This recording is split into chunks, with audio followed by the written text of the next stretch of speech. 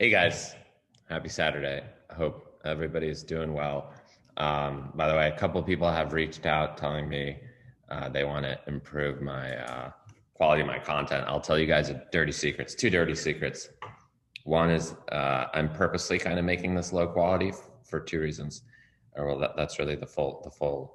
One is I'm trying to self-select for people that are not superficial and just smart and value content.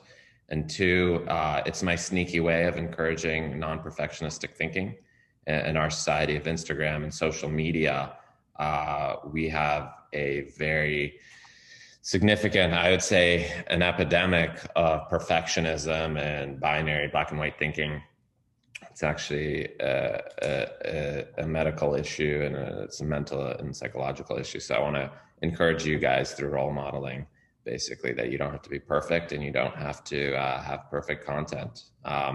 With that note, let's talk about first principles thinking.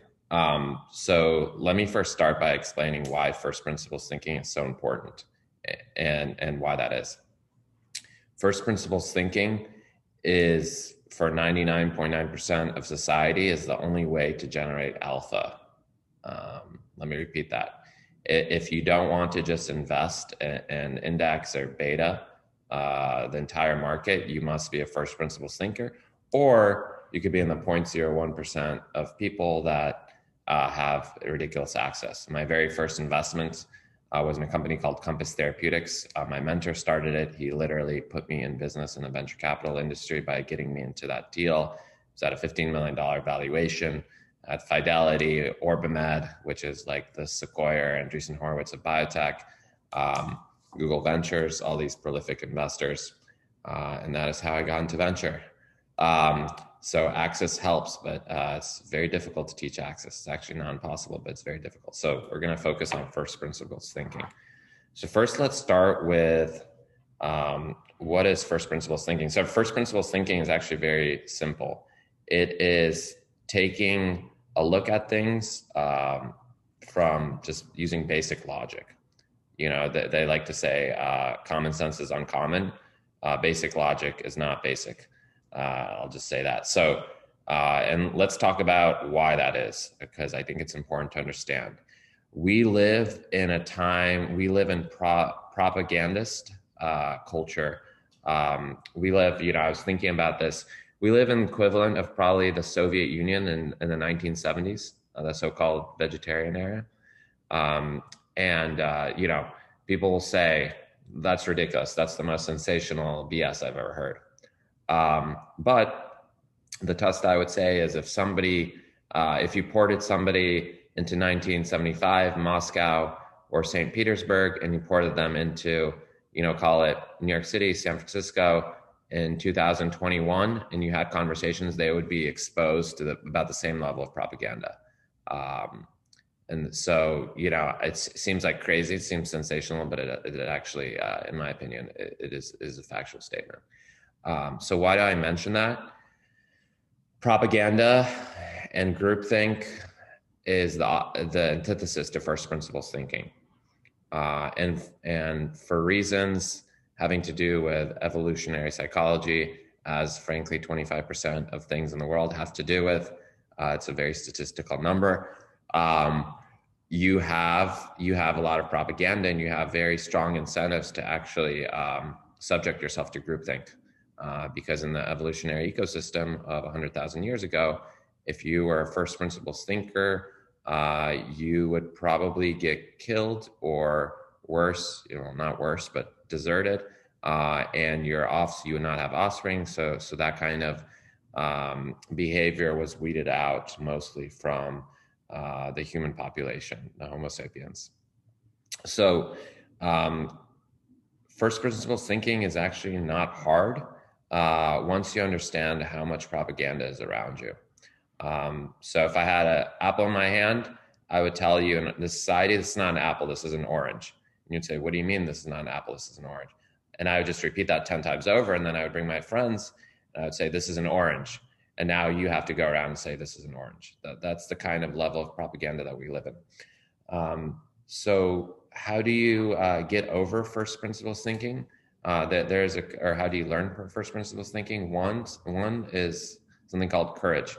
Uh, you know, build the courage, just like you build conviction, you build the courage to be a first principles thinker, because it is not easy. Second is USTFU, which means you don't talk to people outside of very close friends about first principles ideas, because they will be rejected and you'll be chastised on any topic, even in business. People do not like hearing that they're wrong, or that their worldview is just wrong. Interestingly enough, I don't know why that is. Yesterday or a couple days ago, I talked about VCs, right? So they are 2 to 3% of people that get into Ivy League, then 5 to 10% of the top people there. This is a very, very, very smart, like the brain power on an average VC is very high. That being said, for whatever reason, significant groupthink, significant lack of first principles thinking. And it is the only way, unless you have access, to actually differentiate, because think about it from first principles.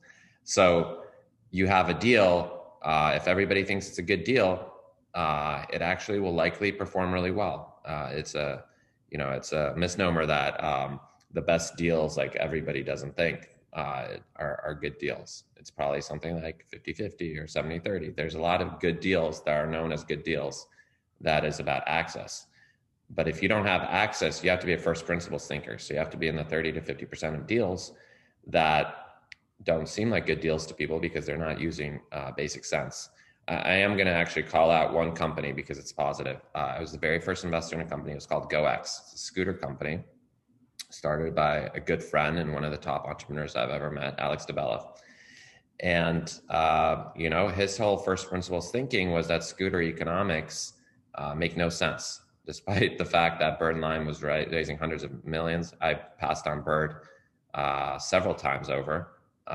We'll see if I'll be vindicated or not. But when I met Alex, and within 5 minutes, I decided to invest, because we looked at the world the same way, because we both applied the concept of business and logic to the scooter space. That's a company that I believe will be a $10 billion company. It's a matter of if and when, and also if and when the market catches up. So the only way that first principles thinking works is that at some point you have to make a lot of money, and then the market will change their principles.